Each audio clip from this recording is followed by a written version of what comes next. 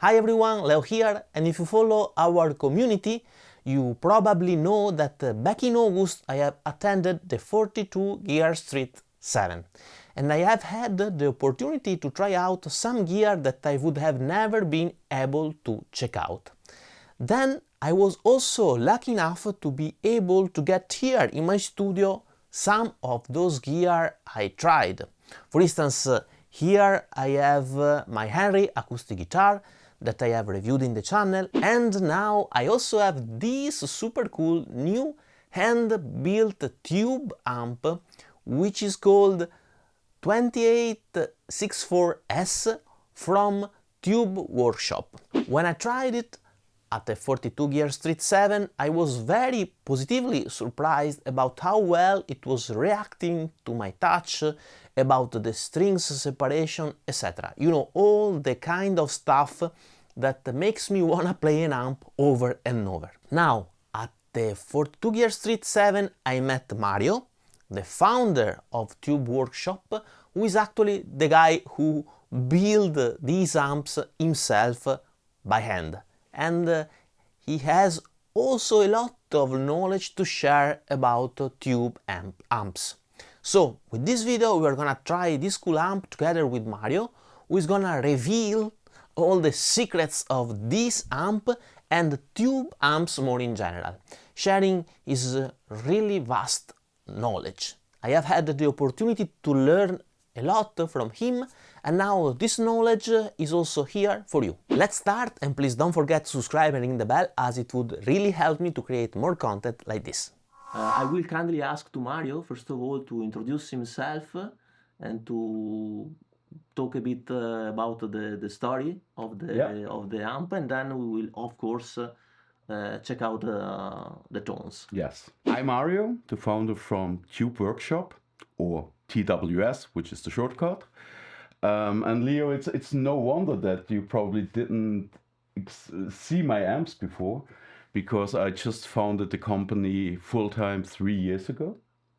I mean, I was working with amps for many years, but I had a full-time job in the audio industry. And like 3 years ago, I decided to go all in and found TubeWorkshop.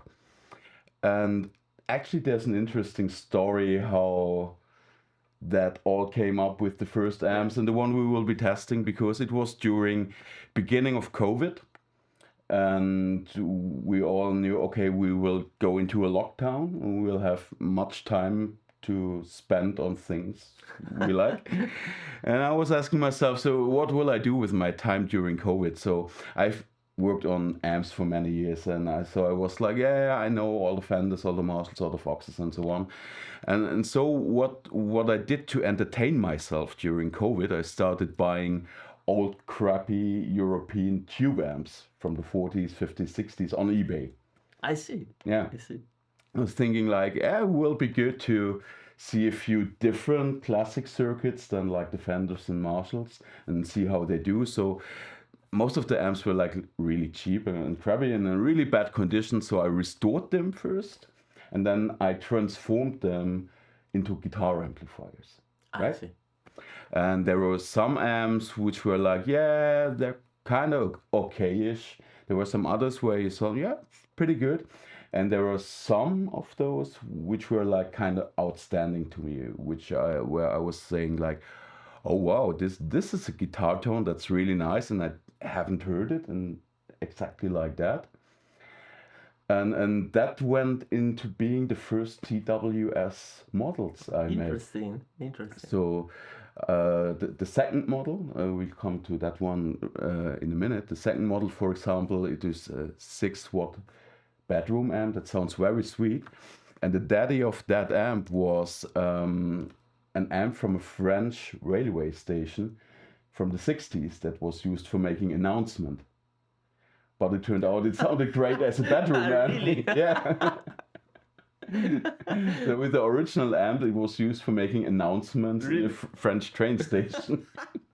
But it turned out to be a great bedroom amp. And the amp we're testing today, it was originally a Philips hi-fi amp. A Philips hi-fi? From the end of the 40s. Wow, that's... I mean, it looked pretty like post-war, it looked really rugged. But and also the term hi-fi didn't exist then. There were just amplifiers, and converting this into a guitar amplifier was really amazing. It had this three-dimensional sound, and it had a very sparkly top end. Yeah. But it never gets annoying. So sometimes with Fender amps, if you crank the treble too much, it's like like dental drill. Yeah, yeah. And this amp, the Philips amp, didn't have that. So it could sound wide open, also get a little gritty edge of breakup without getting muddy and without getting annoying in the top end. And I think that's the that's the unique thing about this amp. So perhaps we just try it. Okay, I try to make you listen the amp. Just few words about the signal chain. I'm using an Ibanez AZ guitar that is going into a Mad Professor overdrive that is currently switched off. Yep. And then we have also an Eventide plate reverb, just to give a little bit of ambience to our tone. And then straight into the amp, where well, you can check out the setting. The amp is very easy. I mean, I was not able to find a setting that was sounding wrong actually, but this one in particular that we have dialed in with Mario is kind of in the edge of the breakup. So as you know, when you play a little bit harder, it breaks up. When you play a little bit softer, it cleans up.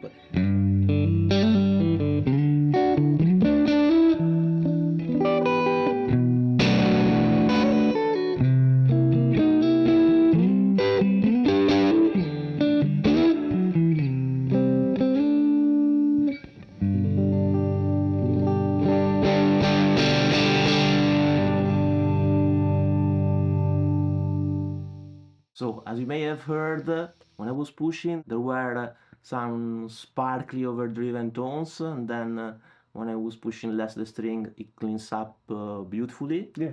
A very enjoyable tone, I think. Now, I will do something a bit different.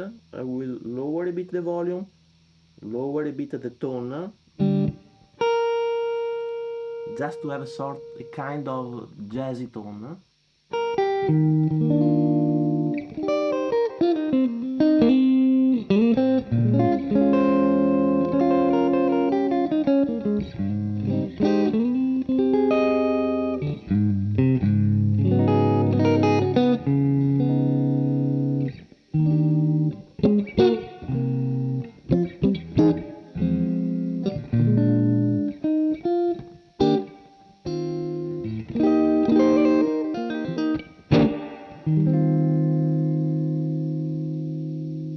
So that sounds amazing when you're playing.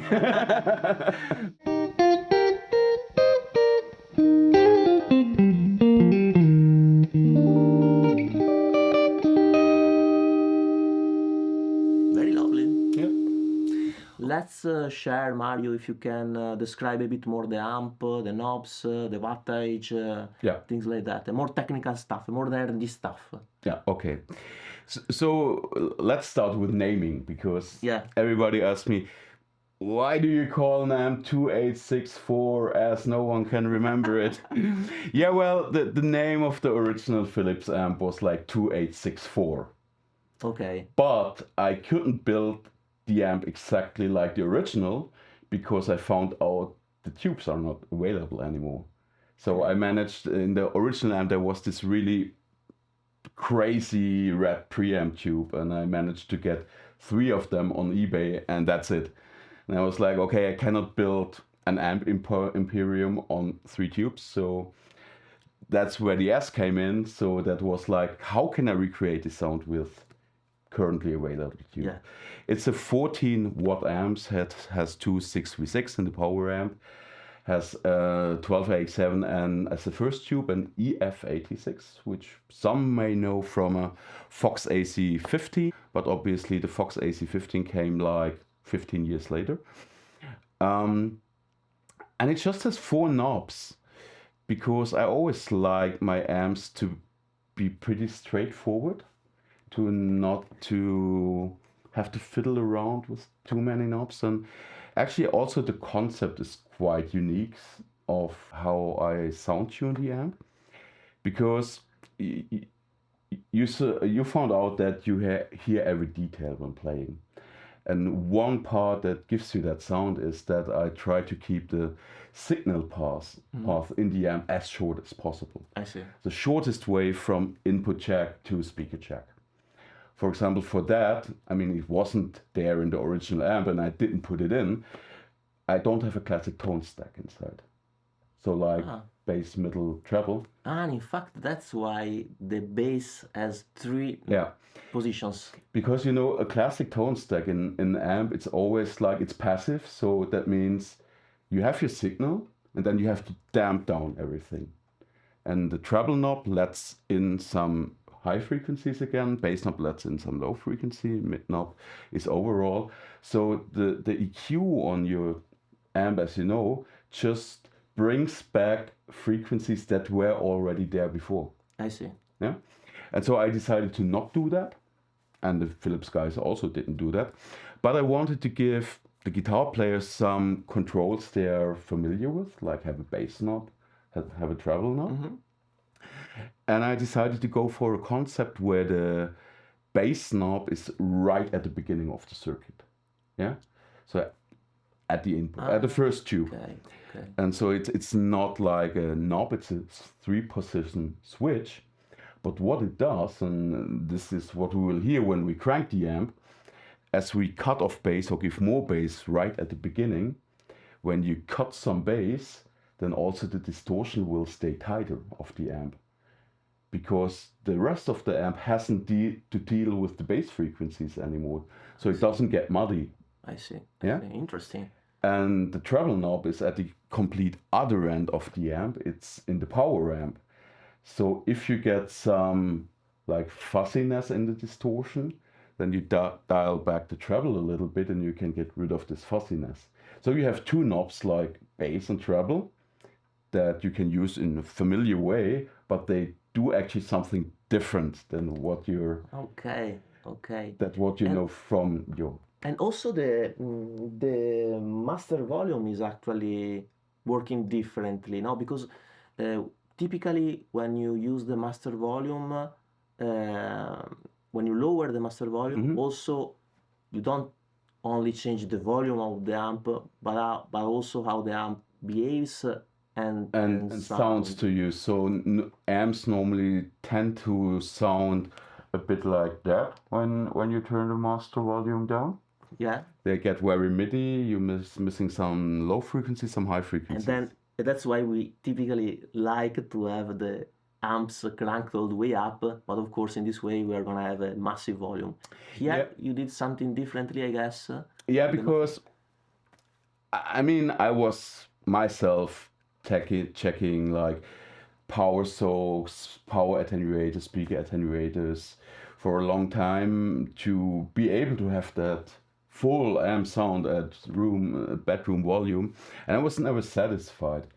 And at a certain point I was like, I think the problem isn't the amp or the power attenuator, the problem is us.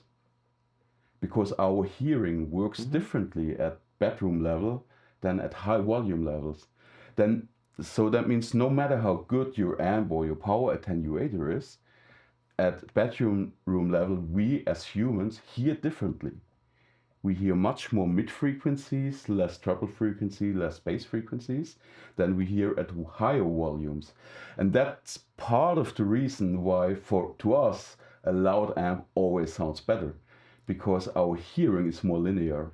And when you turn down the amp, it starts to sound like this. And actually the sound of the amp didn't change too much, but we hear it differently. I see. And probably you know from stereo sets from the 80s and 90s, that loudness knob. Yeah. That was invented to actually compensate for that. So if you listen to your music at low volumes, it adds some bass frequencies, some treble frequencies to keep the music sounding lively. And I was like, why not integrate kind of this loudness function in an amp, but combine it with the master volume? So when the master is fully cranked at 10, it's like bypass, does nothing. And the more you dial it down, the more that compensation kicks in to compensate for our hearing. And this really helps to keep the amps still sounding full and lively at low volumes. I mean, there is a physical limit with speakers because also speakers sound different and so on, but it really helps to keep the amps sounding alive at low volumes. And that's why it tells master Wonderwall. So we call that the Wonderwall. Yes. Because I was wondering why it is called in the master. Yeah, because it sounds wonderful, and so it was the Wonderwall. Very interesting. Let me show that to you. For example, how you can crank the amp. Yes. And what the bass knob, for example, does. Yeah. Okay. What we do first, I go to bass maximum. And crank the amp, and it will get woolly and a bit indifferent with the low frequencies.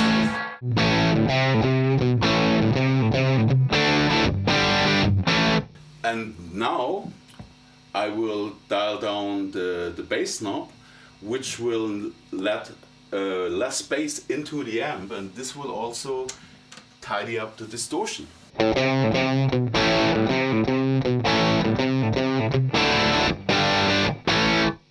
Yes. So if you now have the feeling like it's a bit too fussy, then we'll dial back the treble control in the power amp.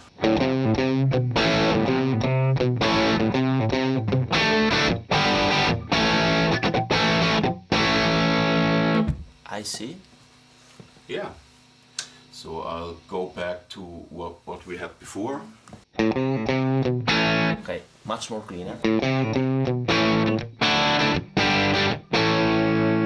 So that is what you can do to use the amp to also get overdriven sounds. Of course, it will react pretty much to each guitar you're using, if you're using this Paul Strat.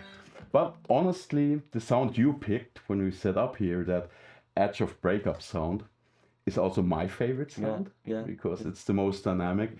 And I tend to have, when I want some overdrive, to have a pedal in front of it. Yeah, fine. In fact, that's what we're gonna do now. Ah, great. We're gonna add the overdrive, right? Okay, we have a Mad Professor overdrive.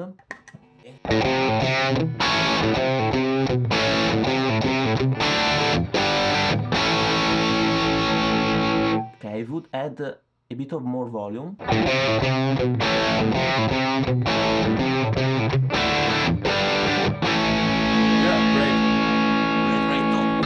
When you started off, actually, I thought you were going to play a whole lot of love.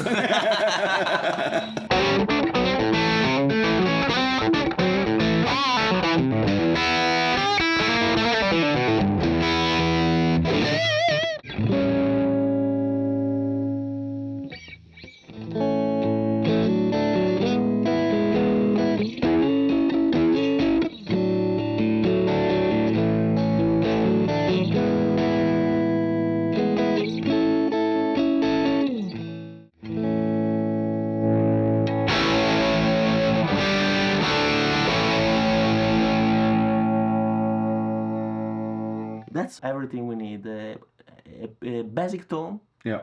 Where we can that we can dial not with the knobs, but with our pick, with how soft or strong we pick the strings, with some pedals if you want a little bit more.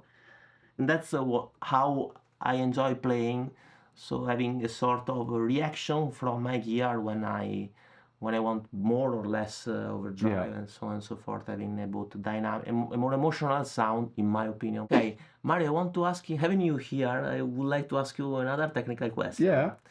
Because, sometimes from day to day, our amps, our tube amps sound a bit different. Yeah. And so do you have any reason why or anything we can do to have a more consistent tone day after day? Yeah, there is something. Just turn off the overdrive. There are three reasons why the sound of an amp can change from day one to day 2. First reason is your personal mood.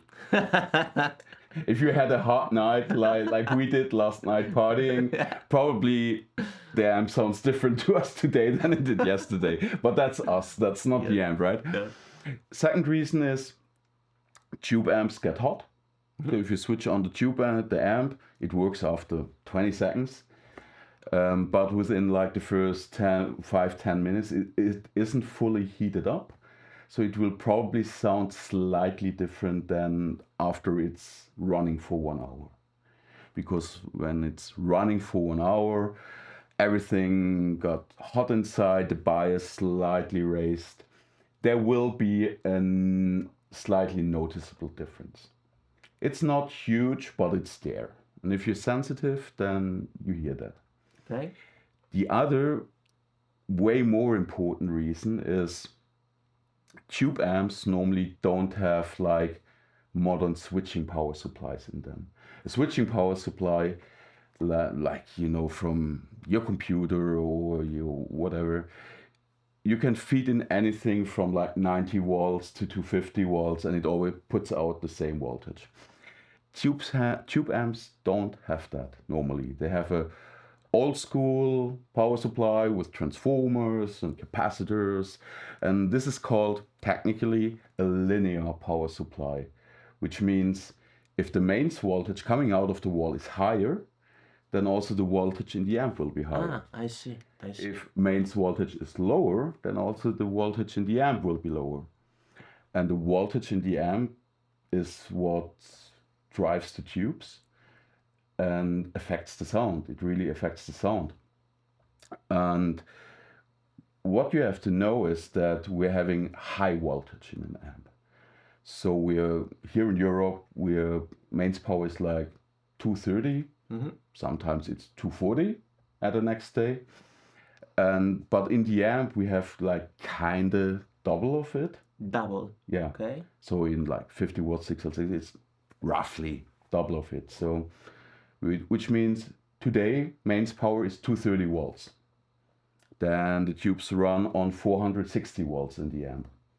Tomorrow, for some reason, the big production plant next door isn't shut off because it's Sunday, then mains power is 240 volts.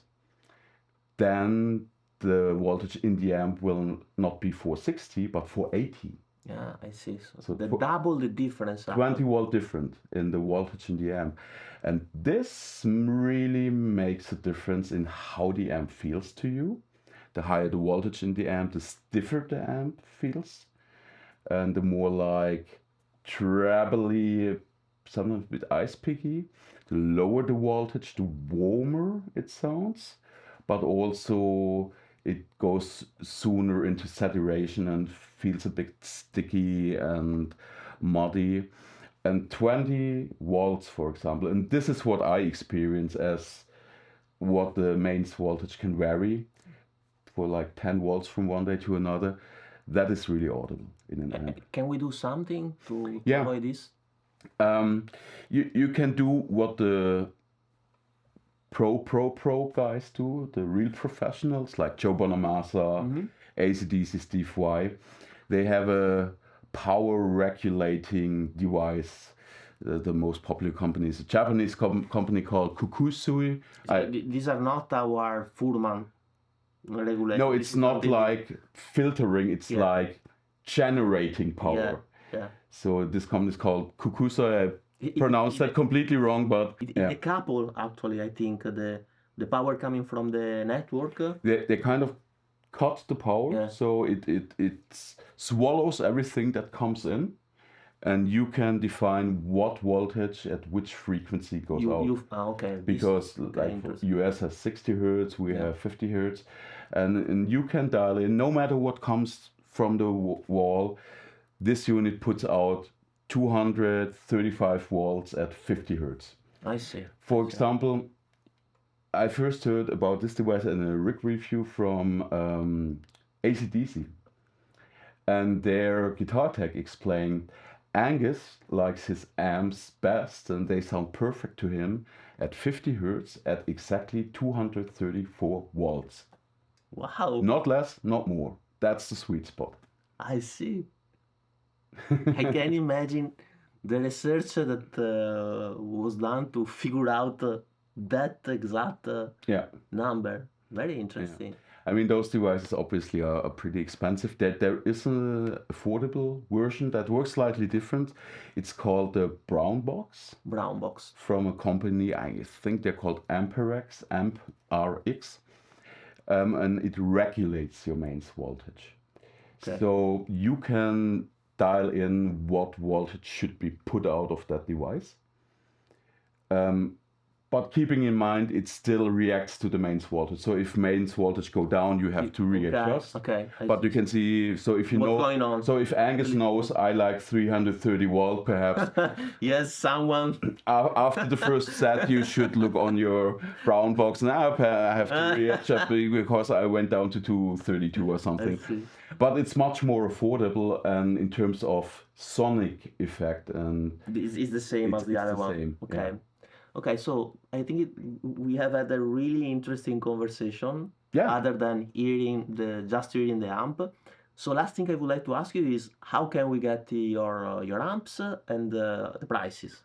Yeah. Actually. So this amp, RRP recommended retail price for this amp in Europe is 2,849. You can get it from Thomann. So they are also on the retail. Yeah, they have all my products in stock. Okay. You can just order them. In Europe, it will be at your door within 48 hours. Thomann also has all my amps in their showrooms.